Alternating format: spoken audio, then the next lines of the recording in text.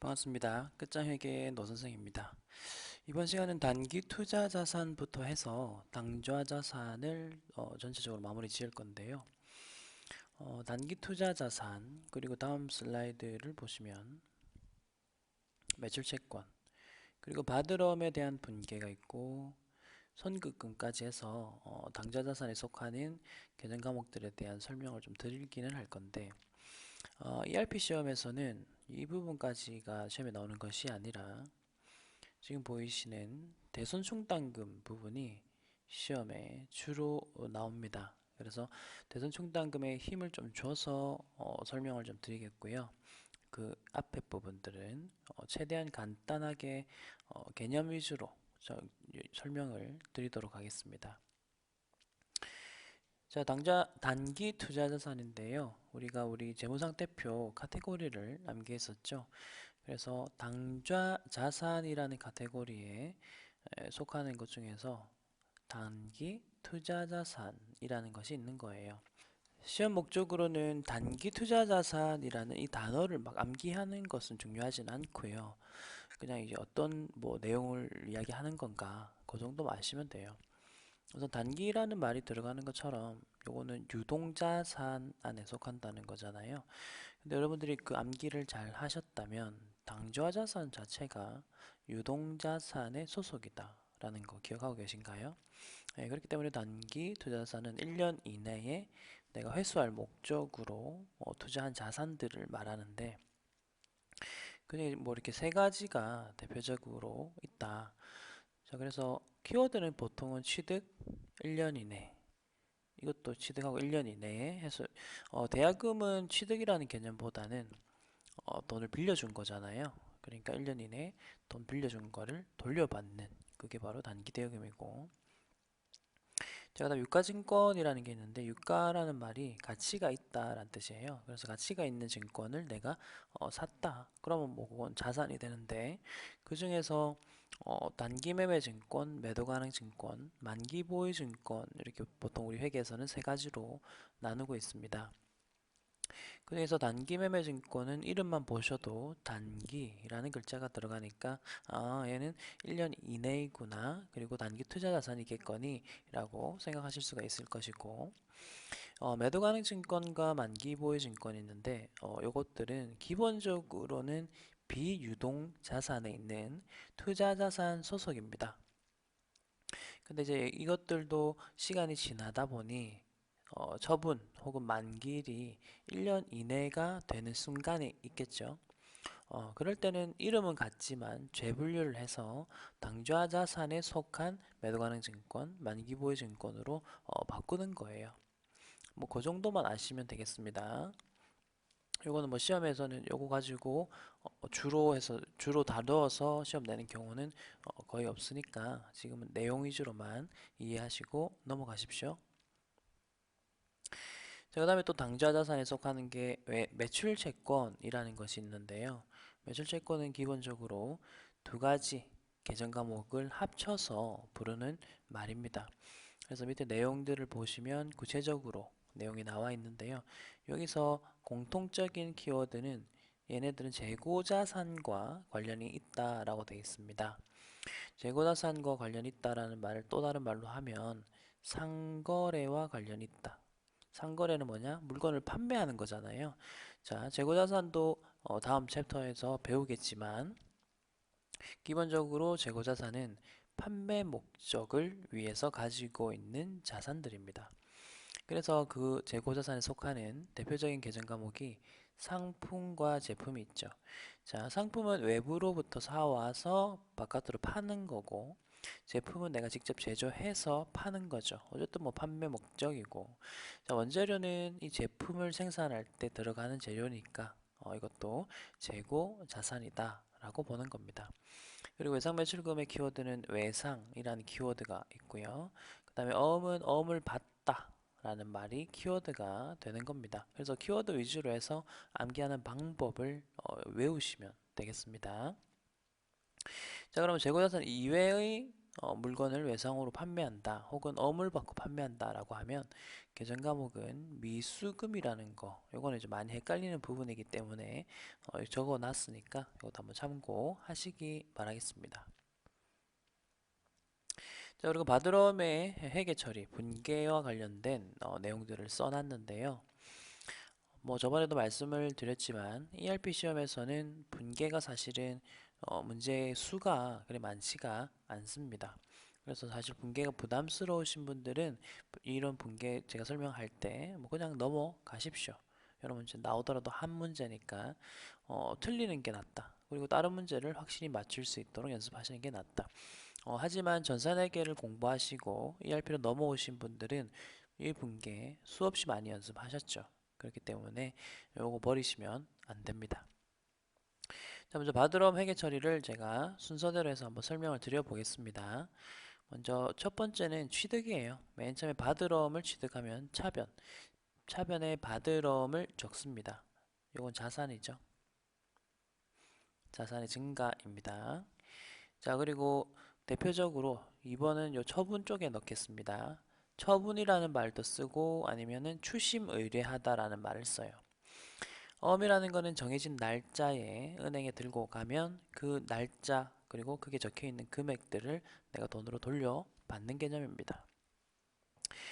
이게 외상과 뭐가 다르냐면 외상거래는 나와 거래처의 1대1 관계예요. 그래서 내가 거래처에게 외상으로 줬다. 당신한테 외상값을 갚아라고. 어음의 경우는 그 사이에 은행이 낍니다.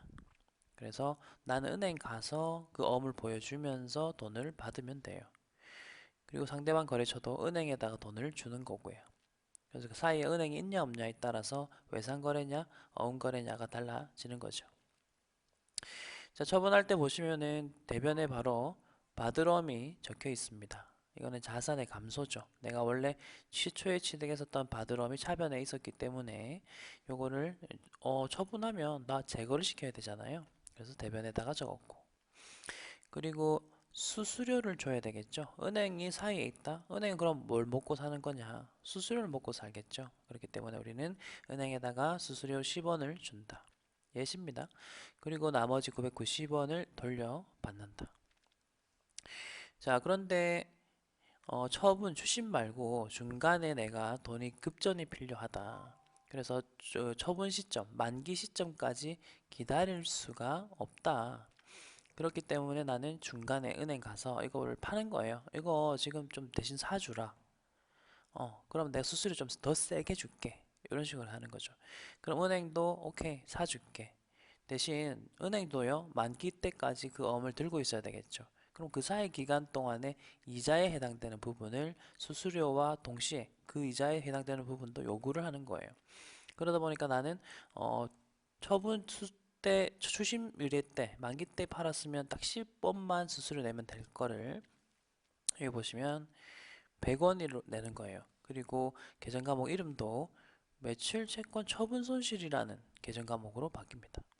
그래서 여기 핵심 포인트가 뭐냐면 계정 과목이 수수료 비용이었던 것이 중간에 할인을 하게 되면 매출 채권 처분 손실로 바뀌더라. 그리고 금액이 조금 더 커지는 경향이 있더라. 왜냐? 은행도 지금 나에게 샀지만 만기 때까지 보유를 해야 되고, 그리고 그 사이에 해당되는 이자에 대한 거를 나한테 요구를 했기 때문이다. 그럼 나는 이제 그 부분에 대해서 이자에 해당되는 것까지 수수료가 줬기 때문에 그거를 매출채권 처분 손실이라는 계정으로 처리한다. 그리고 최종적으로 내가 받는 현금은 900이다. 이런 식으로 가는 거예요. 자, 그리고 마지막으로 배서라는 것이 있는데 이 내가 가지고 있던 어음을 다른 거래처에게 주는 거예요. 자, 2번과 3번의 경우에는 다 은행에 들고 가서 어떻게든 돈을 해결했죠. 돈을 받았던 건데 배서 같은 경우는 내가 거래처와 어떤 거래가 있을 때 내 어음을 줍니다. 이렇게 대변에. 그리고 차변에다가는 뭐 그것과 상응하는 뭐 상품을 산다든지 뭐 다른 물건을 산다든지 이런 식으로 가는 거죠. 그래서 이렇게 다른 거래처에게 넘기는 것을 배서라고 합니다. 우선 뭐 이 정도 개념 위주로 마시면 돼요. 문제 나오면 또 문제에서 필요한 이론이 있다면 제가 또 설명을 드리겠습니다. 자, 그 다음에 선급금이 있는데요. 선급금은 선이 미리 급이 지급하다거든요. 그럼 미리 지급하는 게 뭐냐면 계약금이죠. 그래서 계약금 지급 이런 키워드가 합쳐진 게 선급금이고요. 그 다음에 비교하시면서 보셔야 될 게 선수금이죠.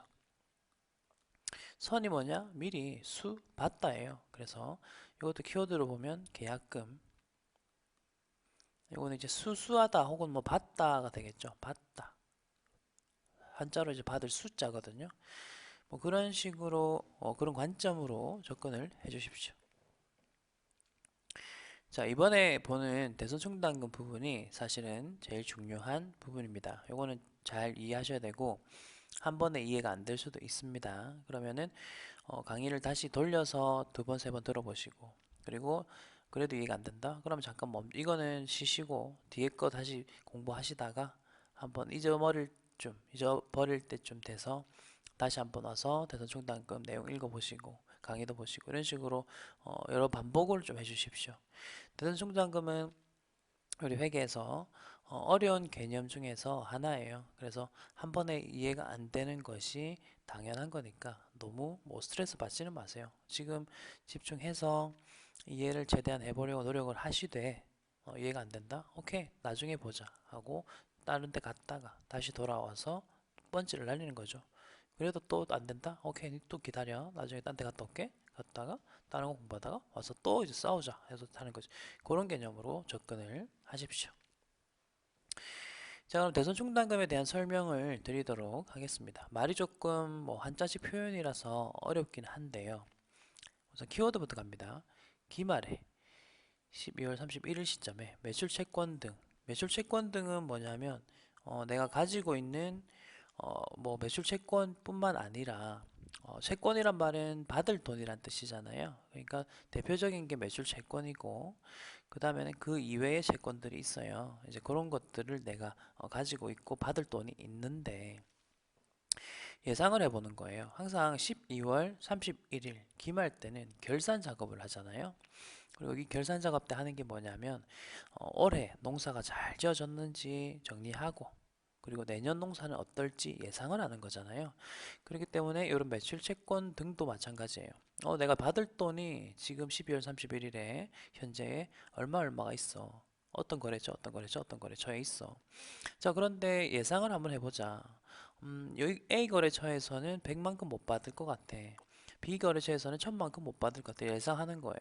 그리고 그 다음 뭐 하냐? 그 예상한 것들을 장부에다가 반영을 시키는 거죠.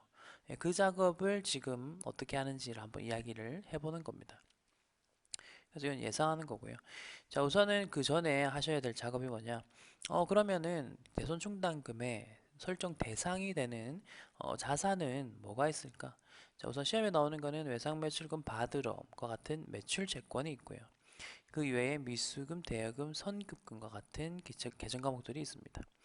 자, 우선 매출 채권 요 속에 해당되는 애들은 키워드가 뭐냐면 얘네들은 상거래 혹은 아까 전에 우리 재고자산 이야기했죠. 그런 것과 관련된 계정 과목들. 자, 기타 채권은 상거래 이외의 거래와 관련된 것들이죠. 그래서 미수금, 대여금, 선급금 전부 다 뭐 상품이나 제품과는 관련이 없는 거죠. 자, 그러다 보니까 나중에 분기할 때 우리가 대손상각비라는 계정을 보통을 쓰거든요. 얘가 판매관리비 소속이고 그리고 밑에 기타 채권의 경우에는 기타의 대손상각비라는 계정을 쓰고 카테고리가 아예 달라집니다. 영업의 비용. 요거 비용 카테고리는 여러 가지가 있거든요. 그 중에서 대표적인 게 판관비, 판매관리비와 영업의 비용이 있거든요. 그래서 어디에 속하는지는 지금 참고적으로 아시면 되고 그리고 나중에 손익계산서 그림을 한번 그려볼 테니까 그때 가서 외우시고 그리고 다시 지금 이 내용을 보시면 이해가 될 거예요. 그러니까 공부는 한 바퀴 1회독을 처음부터 끝까지 쫙 하신 다음에 다시 이 부분으로 돌아와서 보시면 더 이해가 잘 된다는 거예요. 그래서 항상 제가 말씀드리는 것은 책을 3번 이상은 봐라. 한 번만 보면 당연히 모든 것이 이해가 안 되겠지만 2번, 3번, 4번 이렇게 보시면은 이해도가 점점 높아지는 사실을 발견하실 수가 있을 것이다. 자, 그러면은 이제 분계, 이 타임라인을 제가 이렇게 만들어 가지고 스토리텔링을 좀 하면서 여러분들께 설명을 드릴 거예요. 그래서 지금 최대한 이해를 한번 해보시려고 노력을 해주시기 바랍니다. 자, 먼저 1차 연도 말이라고 돼 있어요. 이거는 12월 31일이고 1차 연도라는 거는 보통 우리 회사가 설립한 그 해가 1차 연도가 됩니다. 1년 차 회사라는 뜻이죠. 자, 그리고 기초의 외상 매출금이 10만 원 있었다라는 말은 우리 회사 10만 원에 받을 돈이 있어 입니다. 자, 그런데 기말 1차 연도 말이 되어서 예상을 해보니까 이 중에 1,000원만큼은 못 받을 것 같아 라고 예상이 된 거죠. 자, 그럼 분개를 하는데요. 먼저 차변의 대손상각비라는 비용을 발생시킵니다. 미리.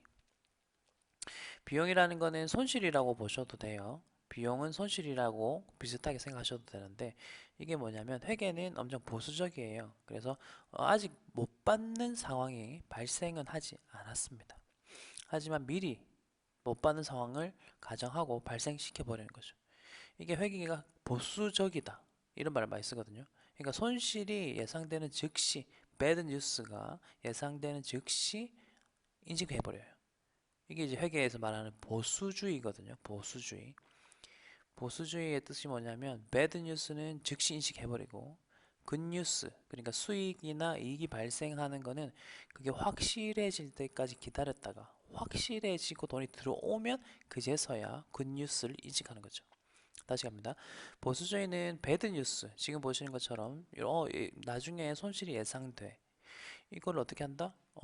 예상되는 순간 인식해버려요. 쫄보죠, 쫄보. 회계는 쫄보. 근데 이렇게 쫄보가 될 수밖에 없고 리스크를 피하려고 최대한 장부를 만드는 이유가 뭐냐? 그거는 우리 회계의 목적 혹은 회계 정의에서 찾아볼 수 있습니다. 회계 정의가 뭐였죠? 정보 이용자들에게 혹은 이해관계자들에게 유용한 정보를 제공해야 된다. 그렇죠? 우리 회사의 정보를 이용하는 사람들은 보통 투자자나 채권자, 정부잖아요. 그럼 그 사람이 알고 싶은 우리 회사의 정보가 뭐냐? 뭐 여러 가지가 있겠죠. 재산은 얼만데, 빚은 얼만데 등등도 있겠지만 지금 이런 것처럼 못 받을 돈도 어느 정도 예상을 확실히 해서 그것도 장부에 적어 놔라는 거죠. 그래야 정보 이용자들에게 유용한 정보가 된다는 겁니다. 그 관점으로 접근을 좀 해주시고. 자, 그다음에 대선 충당금이라는 계정이 나왔는데 요거는 좀 특이한 계정인데 우선은 뭐 그냥 간단하고 쉽게 일단 심플하게 말해보자면 얘는 자산에 속하는 계정이에요. 근데 자산에 속하는 계정이 대변에 적혀 있다는 말은 마이너스 차감한다 이런 느낌이죠. 정확한 표현은 차감적 평가 계정이라 하거든요. 이런 애들을 차감적 평가 계정이라는 표현을 써요. 평가 계정 이런 말을 쓰는데 요거는 제가 옆에 재무상태표를 하나 그려드리면은 이해가 좀 되실 거라고 생각합니다. 재무상태표가 있고요. 지금 1차 연도 말 시점의 재무상태표입니다. 오른쪽에 이렇게 적었어요. 우선은 외상 매출금이 있었고요. 10만 원 있었죠. 그 중에 지금 분계해서 대손 충당금 계정이 나왔잖아요. 요거는 재무상태표 계정이니까 재무상태표에 반영할 거예요. 차변에 있는 대손상각비는 비용 계정, 그러니까 손익계산서 계정이니까 지금 그림 그리고 있는 재무상태표에는 반영이 되지 않는 거죠. 손익계산서를 제가 만약에 그렸다면 거기에서는 대손상각비는 어디에 들어갑니다 했겠지만 지금 그건 우리의 관심사가 아니에요. 지금 우리 당장 관심사는 재무상태표에 대손충당금이 얼마가 기록이 되느냐예요. 자, 외상매출금 밑에 대손충당금이 이렇게 하나 붙어 있어요. 그리고 괄호에서 1,000원이라 제가 적으면 회계에서는 괄호라는 표시가 뺀다라는 뜻이 있어요. 무슨 말이지? 아까 분기할 때 보세요.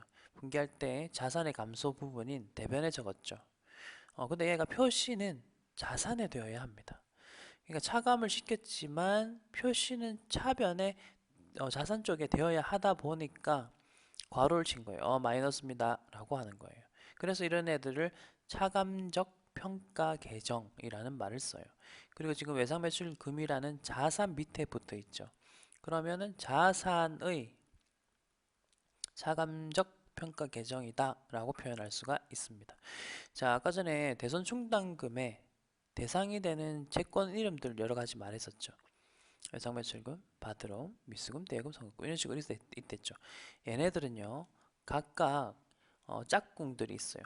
그 짝꿍들의 이름이 똑같아요.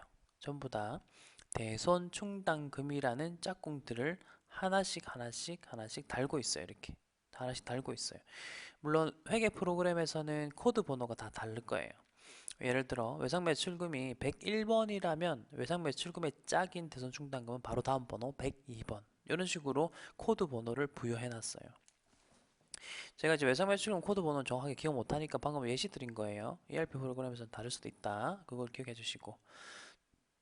자, 그럼 다시 돌아와서 이 분계를 통해서 우리 재무상태표에는 최종적으로 99,900,000원 이런 식으로 맨 밑에 적히거든요. 자, 이걸 읽는 법을 알려드리겠습니다. 먼저 외상매출금이라는 받을 돈이 10만 원이 있는데 기말에 예상을 해보니까 1,000원만큼 못 받을 것 같더라. 그래서 밑에 1,000원만큼은 못 받을 것 같아요 라고 적는다.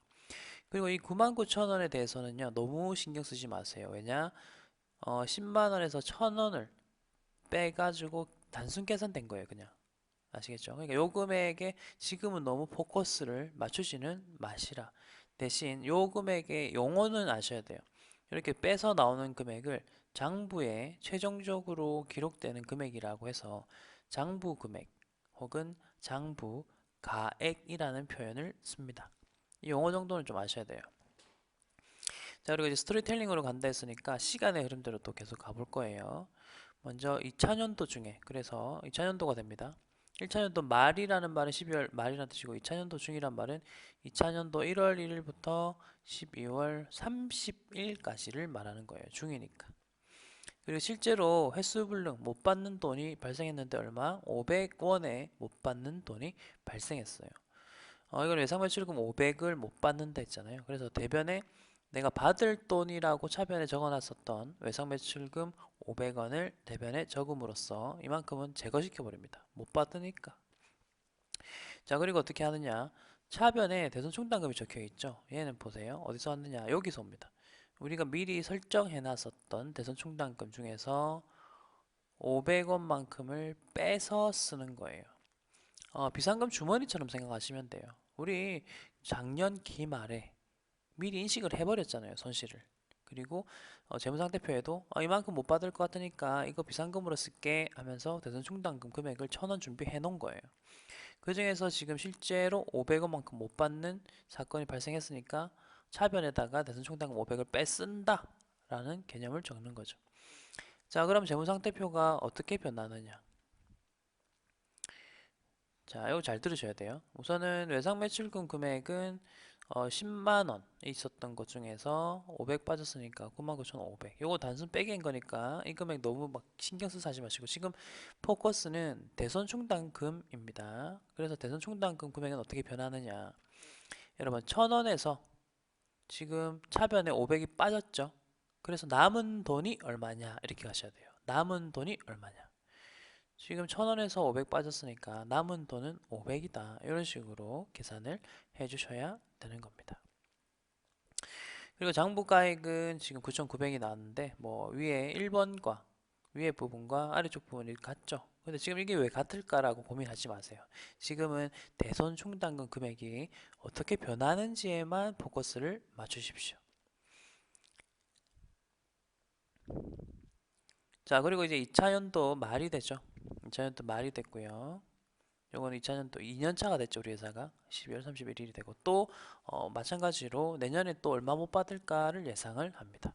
보시다시피 1200을 예상했죠. 자, 요때 잘 보셔야 될 게 우리 재무상태표에는 500의 대손 충당금이 남아 있는 상태인데 지금 예상하기로는 1200만큼 대손 충당금 주머니를 채워야 돼. 자, 그럼 얼마가 더 추가가 되어야 되냐면 700개 갭이 나죠. 그죠? 그래서 분계를 보시면 700을 쓴 거예요. 그리고 이 3번 분계는 대손총당금, 대손상각비, 대손총당금 이 분계는 1번 때와 같은 분계예요. 1번 때 분계와 지금 같은 분계. 컨셉이 같아요. 그래서 대손총당금을 추가 설정한다라는 표현을 쓰거든요. 우리가 500의 대손총당금이 있는데 실제로 필요한 대손총당금이 1200이야. 그럼 얼마를 추가 설정할까? 700. 그러면은 밑에 보시는 이 분계만큼 분계를 하는 거예요. 이게 추가할 때 쓰는 분계인 거예요. 자, 1번 분계 때도 사실은 대손총당금이 빵원, 제로가 있었죠. 그때 우리가 1,000원을 만들기 위해서 1,000원 추가하는 분계가 이렇게 생겼고 그 다음에 3번도 지금 700을 이제 추가하면 되니까 700을 추가하는 분계가 이렇게 생긴 거죠. 자, 그러면 이렇게 추가하는 분계를 했다. 그리고 T 계정을 이제 그려보면, 재무상태표를 그려보면, 우선 외상매출금 금액은 위에 저 99,500과는 변동이 없네요. 자, 그런데 대손충당금 금액이 얼마가 됐을까요? 500이 있었는데 1200을 예상했고 그래서 700을 추가 설정했다. 결론적으로는 1200이 되겠죠. 그리고 금액은 98,300 이렇게 되고. 자, 포커스 계속 말하고 있습니다만 충당금, 대손 충당금 금액이 어떻게 변하고 있는지에 포커스를 맞춰달라. 위에 외상 매출금이나 아래쪽에 있는 장부가액이 지금 왜 이렇게 바뀔까? 그냥 단순 계산이니까. 그러니까 너무 막 고민하지 말고 대선 충당금 금액이 지금 어떻게 변화하고 있는지에 최대한 포커스를 맞추자. 그 말씀 드리고 싶고요. 자, 이제 3차전도 중에 나옵니다. 자, 이 부분이 사실은 중요하고요. 제가 이 부분 설명드리려고 앞에 것들 좀 설명을 많이 좀 자세하게 드렸었어요. 자, 보시면은 지금 우리가 준비해 놓은 대손 충당금 금액은 1200이죠. 예, 1200을 준비해 놓은 상태인데 3차전도가 되었고 실제로 못 받게 된 게 1500이 되었다. 자, 우선은 외상 매출금이 대변에 1500 적히는 건 아시겠죠? 받을 돈이라고 차변에 기록해 놨던 거 1500 이거 못 받아. 이제 종이 쪼가리야. 그러니까 우리 장부에서 제거하자.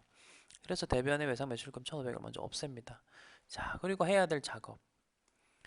우리 1200의 대손 충당금을 설정해 놨어요. 그래서 그거 가지고 먼저 제거를 시켜요. 근데 이 1500이 모두 충당이 안 되죠. 그래서 어떻게 하는지 보세요. 대손상각비를 추가로 발생시킵니다. 요 부분을 기억하셔야 돼요. 요 부분. 충당금으로 해결되지 않으면 대손상각비라는 비용을 발생시켜 버리는 거죠. 헷갈리지 마세요. 대손 충당금은 재무상태표 계정, 대손상각비는 손익계산서 계정입니다. 요것도 잘 기억하시고. 자, 그런 다음에 이 사건이 일어난 이후에 그러면 재무상태표를 그려보면 외상매출금 금액은 지금 9만 그 다음에 8천원이 되었고 이제 대손충당 이 부분이 중요하다. 그래서 대손충당금은 얼마가 됐어요? 있는 거 다 뺐었잖아. 그러니까 제로 빵원이 되는 거예요. 그리고 장부가액은 9만 8천이죠. 9만 8천. 여기까지 일단 기억하시면 되고 자, 그 다음에 5번, 6번은 또 계속 이어서 가겠습니다. 자, 3차년도 말이고 회수 불능이 예상이 됩니다. 이거는 우리가 2차년도 말에 1200을 예상했었잖아요. 근데 그것만으로 충당이 다 안 되다 보니까 뭐 회사에서는 조금 더 많은 돈을 예상을 해서 충당금 설정하자 뭐 그런 컨셉입니다. 그래서 제로밖에 없으니까 2000을 설정하고 싶으면 2000, 2000을 이렇게 분기하면 되겠죠. 자, 그래서 재무상태표를 그리시고 외상매출금은 따로 변동이 없으니까 여기 9만 8천 적으시고 대선 충당금은 결론적으로 지금 2000이 늘어났죠. 2000이 됩니다. 이렇게. 자, 그러면은 장부가액은 이거 단순 백입니다. 그러니까 이건 뭐 어떻게 왜 이렇게 하지 마세요. 백이. 충당금 지금 2000 됐다. 자, 근데 이제 4천연도가 되었어요. 4천연도 중이 되었고 실제로 못 받는 돈이 어떻게 500밖에 발생 안 했네요. 그러면 외상 매출금 먼저 500 없애시고 그 다음에 충당금 여기 2000 보이시죠? 2000 중에서 500만큼을 빼서 쓰는 거죠. 자, 그러면 또 재무상태표가 어떻게 될까요? 먼저 외상 매출금 500 빠졌으니까 97,500으로 적으시고 자, 이제 대손 충당금을 어떻게 됐을까? 1,500이 되는 거고 그리고 최종적으로 장부가액은 96,000이 됩니다. 됐죠? 이제 마지막입니다. 거의 끝났어요. 힘내세요. 자, 4천년도 말이 됐어요. 근데 자, 요거는 좀 어려운 거니까 횟수불능 예상을 해보니까 1,000원 1,000원의 대손 충당금만 있으면 될 것 같아가 된 거예요. 자, 그런데 우리 장부 보세요. 이미 1,500이나 좀 더 큰 금액이 있죠. 자, 회계는 기본적으로 금액을 맞춰야 됩니다. 그래서 그러면 금액을 1,000으로 맞추자. 자, 그러면 지금 대손 충당금 1,500 중에서 얼마를 제거를 시켜야 될까요? 500을 제거시키면 되죠. 그래서 분계를 보시면 대손 충당금 500이 차변에 적혀 있네요. 자, 이건 위에 거 올라가서 한번 좀 다시 한번 확인해 보셔야 될 게, 우리가 추가 설정할 때는 대손 총단금을 항상 대변에 적어 왔었고, 그죠? 지금처럼 이제 제거할 때는 반대쪽 변인 차변에 적으시면 되는 거예요. 그리고 하나 더.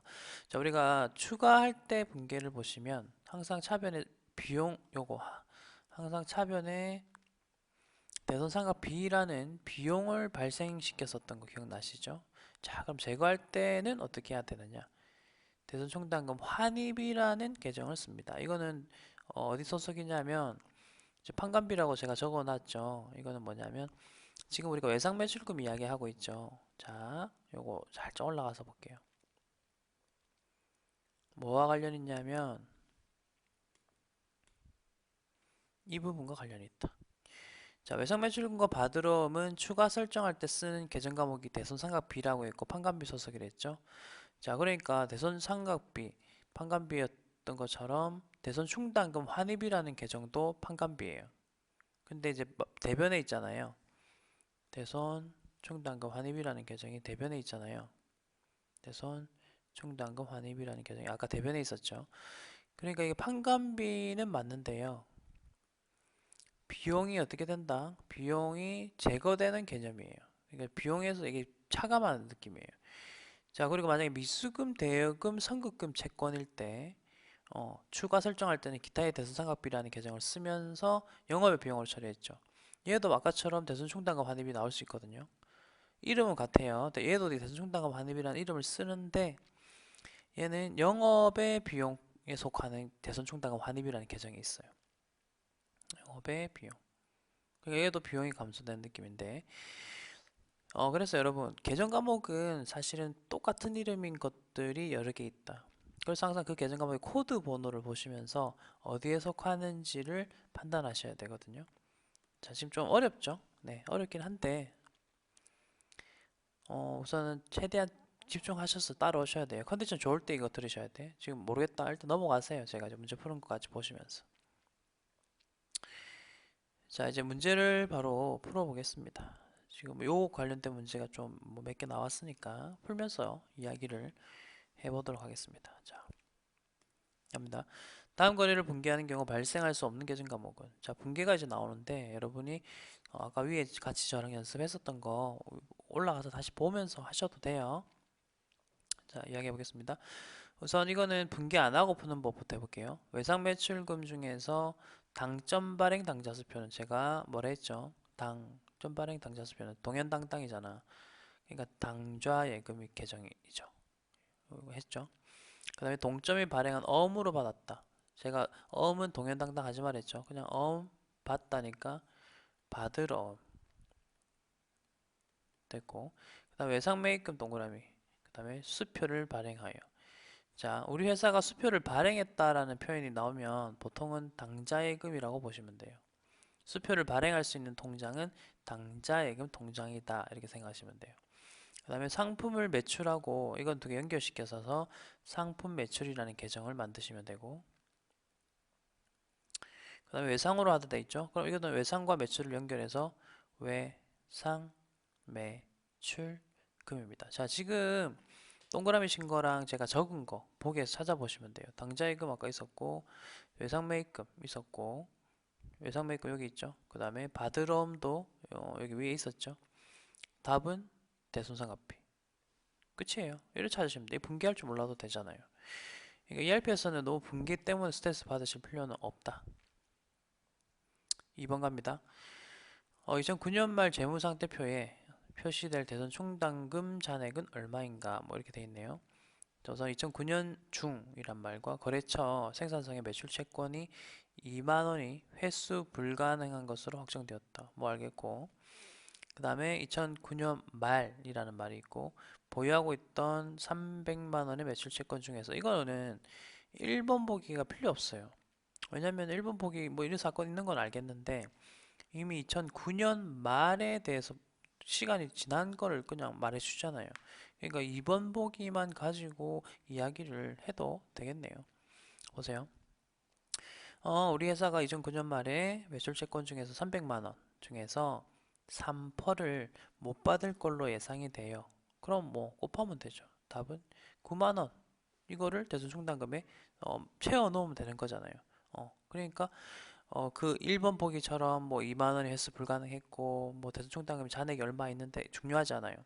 결국은 우리가 기말에 대손 충당금 주머니에 얼마의 금액을 맞추고 싶은 거냐. 300만 원 중에서 3%가 못 받을 것 같으니까 그냥 곱해서 9만 원만큼 내년에 못 받을 것 같으니까 주머니를 9만 원으로 만들자 하거든요. 그러니까 답은 4번이 되는 거죠. 의외로 문제는 좀 간단하죠. 다음 거래 회계 처리 중 올바른 것은 무엇이냐 라고 되어 있고요. 자, 먼저 받으러미 회수 불능이 되었다. 그리고 단 대손 충당금 잔액은 200만 원이 있다 입니다. 자, 이거는 이제 분개하는 건데 이것도 보세요. 아까 했던 분개를 조금 아신다 보세요. 받으러움 300만 원 못 받게 됐다 했죠. 그러면 대변에 받으러움 300만 원을 적은 걸 찾으시면 돼요. 두 개 찾았고요. 두 번째, 근데 충당금 내가 미리 준비해 놓은 돈은 200만 원 밖에 없어 라고 하죠. 그러면 충당금이 200만 원인 보기를 찾으시면 되죠. 그리고 나머지는 상각비 처리한 1번이 답인 거죠. 2번은 보시다시피 충당금 300이란 말 자체가 틀린 말이거든요. 그러니까 답은 1번입니다. 문제 푸는 요령만 기억하십시오. 4번 가겠습니다. 보기는 어떤 기업의 대손 관련 거래이다. 자, 시점을 항상 잘 보셔야 돼. 12월 31일 결산일 현재 회계 처리의 대변 항목으로 옳은 것은 뭐냐. 그리고 또 이것도 잘 봐야 돼. 단이란 말 나오면 세모시고 기초 1월 1일에는 대손 충당금이 10만 원이 있었대. 됐죠? 이거는 조금 이렇게 적어주셔야 돼요. 1월 1일에 대손 충당금이 10만 원이 있었대.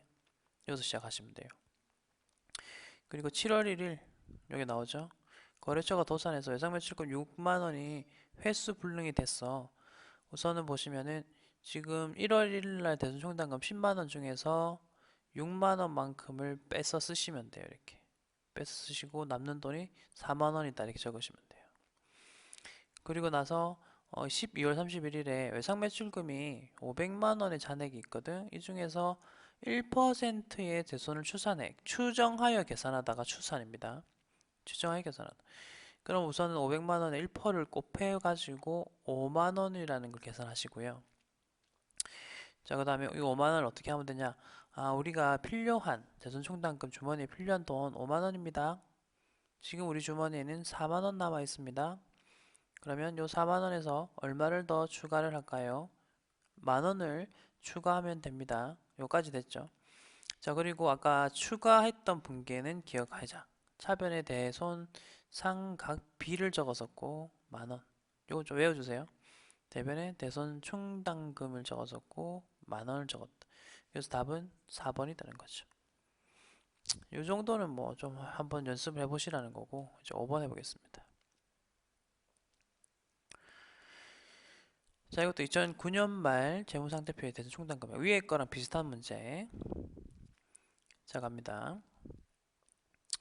2009년 중에 거래처의 매출채권이 횟수가 확정이 되었다. 자, 이게요. 4번하고 5번의 차이점이 뭐냐면 지금 4번은 기초에 대해서 충당금 얼마 있었는지부터 나와서 쭉 내려가게끔 했죠. 근데 5번은 기초에 대한 이야기가 없죠. 그러면서 1번 보기에서 2019년 중에 이런 말을 쓰고 매출채권이 못 받는 게 확정이 되었는데 라고 하죠. 그리고 2번에서 이야기합니다. 자, 이게 1번 보기는 볼 필요가 없는 문제네요. 자, 이게 아까 몇 번이랑 비슷하냐?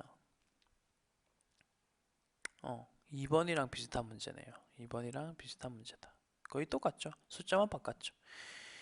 자, 그래서 보시다시피 우리 회사 200만 원 중에서 3%는 못 받을 것 같아요. 그러면 지금 대손 충당금 주머니에 6만 원의 금액을 채워 넣어라 이 말이에요. 지금 표시될 대손 충당 금액이랬죠. 그게 그냥 4번이라고 하면 돼요. 표시될 금액, 필요한 금액이니까. 근데 이 4번 문제는 문제를 잘 보세요. 회계 처리 대변 항목으로 올바른 것은인데 이거 정확하게 말하면은 추가 설정하는 금액은 얼마냐라고 물어볼 수도 있거든요. 추가 설정 금액은 만 원이에요. 지금 보시다시피. 그리고 대변 분기까지 물어봤으니까 4번은 좀 어려운 문제인데 이 문제는 이제 변형을 하자면 추가 설정하는 금액은 얼마냐 이런 식으로 또 물어볼 수 있는 거예요. 4번 문제는. 그러니까 10,000원 이렇게 대답할 수도 있으셔야 되고 5번은 추가 설정 얼만데가 물어본 게 아니라 결국 다 뭐 추가 설정해서 작업을 다 해서 최종적으로 대손 충당금 금액 주머니에 얼마를 채워 넣어야 되는데를 물어본 거잖아요. 그러니까 이제 답이 4번이 되는 겁니다. 자, 이제 두 문제 남았네요. 이 두 가지 유형은 둘 다 당좌 자산을 물어보는 문제예요. 그래서 이런 문제를 푸실 때는 OX를 하시면서 좀 풀 줄은 아셔야 됩니다. 자, 해볼게요. 당좌 자산은 얼마인가 했죠? 자, 기본적으로 아까 제가 이런 말씀 드렸잖아요. 매도 가능 증권과 만기 보유 증권은 기본적으로는 투자 자산입니다. 근데 얘네들 뒤에 단서가 붙어가지고 1년 이내에 만기가 끝납니다. 이런 말이 만약에 붙어 있으면 그때서야 당좌 자산에 넣어주는 거예요. 됐죠? 토지는 유형자산, 영업권, 권으로 끝나는 거는 무형자산, 미수금 맞고요. 단기 맞고요. 개발비는 무형자산, 받으럼 맞고 재고자산은 재고자산, 자본금은 자본. 그래서 지금 동그라미 친 것들을 계산을 해보시면 답은 1번이 되는 거죠. 그죠? 네, 맞네요.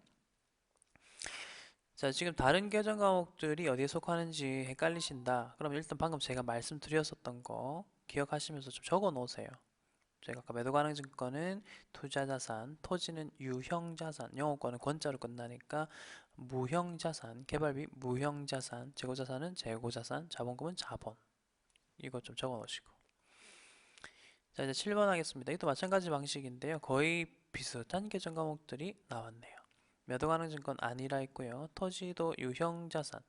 매도 가능 증권은 투자자산, 토지는 유형자산, 영업권은 무형자산. 미수금 맞고 단기 맞고. 지금 문제를 엄청 성의 없게 만든 거 보이시죠? 똑같이 해놔서 받으럼 하나 추가시켜 놓고 재고자산 아니고. 이거 문제를 이렇게 낸다니까요. 수준이. 답은 370. 금액이 좀 똑같은 것 같은데. 맞네. 금액까지 똑같이 해놓고 지금 보기엔 오답만 다르게 나죠. 그러니까 문제가 엄청 이런 식으로 성의 없다. 자, 어쨌든 뭐 이번 시간 고생 많으셨습니다. 당좌자산은 여기까지가 시험에 나왔던 거 위주의 내용들이에요. 그래서 요만큼만 하십시오. 더 이상 뭐 넓히려고 하지 마세요. 지금 할 거 많아요. 자, 그럼 다음 시간 재고자산 하도록 하겠습니다. 오늘도 고생 많으셨습니다. 수고하셨습니다.